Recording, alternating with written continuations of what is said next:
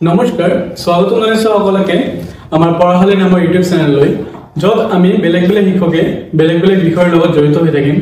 মই সত্যজিৎ তোমালোকৰ লগত জড়িত হৈ থাকিম সমাজ বিজ্ঞানৰ শিক্ষক ৰূপে আৰু আজিৰ পৰা আমি ক্লাছ 9 ৰ পাঠ্যক্ৰম অধ্যয়ন কৰিম হে জড়িত থাকক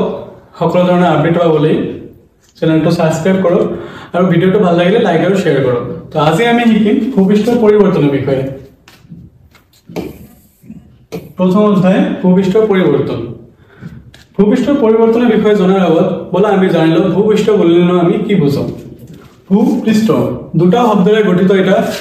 শব্দ যাৰ অৰ্থ হল ভূ অৰ্থাৎ পৃথিৱী আৰু পৃষ্ঠ অৰ্থাৎ পিঠি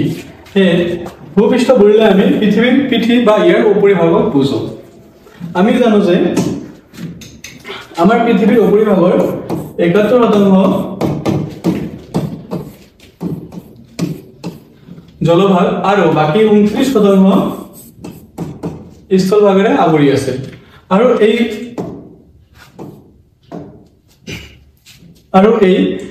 স্থলভাগৰ ওপৰত আৰু জলভাগত মহাসাগৰৰ তলত বুৰ গৈ থকা বহুতো ধৰণৰ ভূ অৱয়বৰ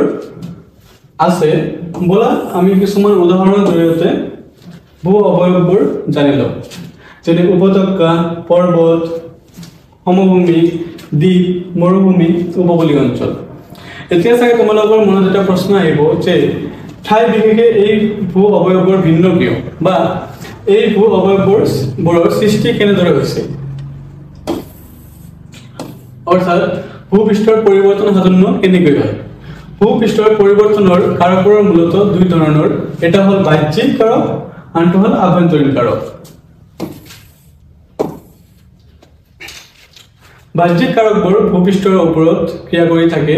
সূৰ্য আৰু বায়ুমণ্ডল হল ইয়াৰ প্ৰধান উৎস আনহাতে আভ্যন্তৰীণ কাৰকবোৰ ভূপৃষ্ঠৰ অন্তৰ্ভাগত ক্ৰিয়া কৰি থাকে ভূমিকম্প আৰু আগ্নেয় উদগীৰণ হল ইয়াৰ প্ৰধান উদাহৰণ বলা কিছুমান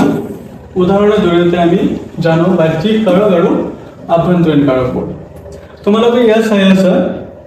এটা নদী পাহাৰৰ পৰা বৈ আহি কিনে সমুদ্ৰত পৰিছে আৰু এই নদীটোৱে ইয়াৰ দুয়ো কাষতে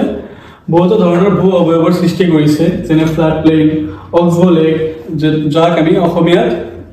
অশ্বক্ষুৰা হ্ৰদ বুলি জানো আৰু ডেল্টা মানে বদ্বীপ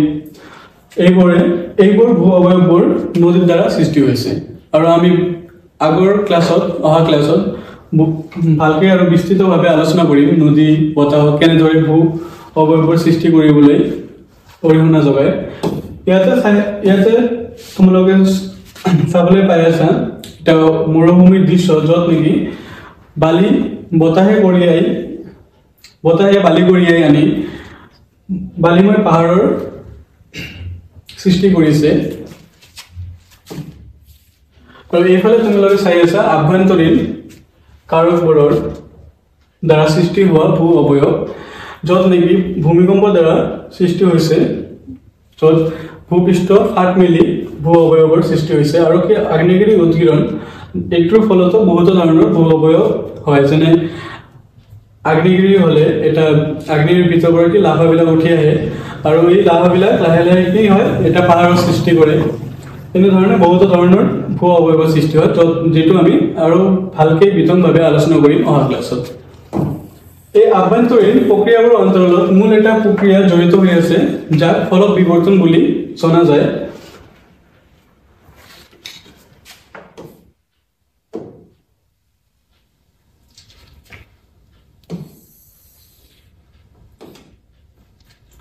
আমি জানো যে আমাৰ ভূপৃষ্ঠৰ ওপৰত ৬খন মুখ্য ফলক আছে আৰু ২০খন সৰু সুৰা ফলক আছে যিবোৰ নেকি সদায় গতিশীল অৱস্থাত থাকে আৰু এই ফলকবোৰ সদায় গতিশীল অৱস্থাত থকাৰ কাৰণে বহুতো ধৰণৰ কি ভূমিকম্প আৰু বেলেগ বেলেগ কি প্ৰাকৃতিক দুৰ্যোগৰ সৃষ্টি হয় যাৰ ফলতে বহুতো ভূ অৱয়ৱৰ সৃষ্টি কৰে তো আজিলৈকে এইখিনিয়ে ভিডিঅ'টো ভাল লাগিলে লাইক আৰু শ্বেয়াৰ কৰিব ধন্যবাদ